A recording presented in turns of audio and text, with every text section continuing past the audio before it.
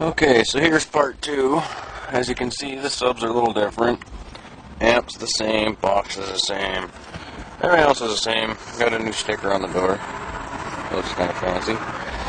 But let's see how these things actually sound. So I'm going to try a little bit of bass patrol, nothing but bass, and see what you think.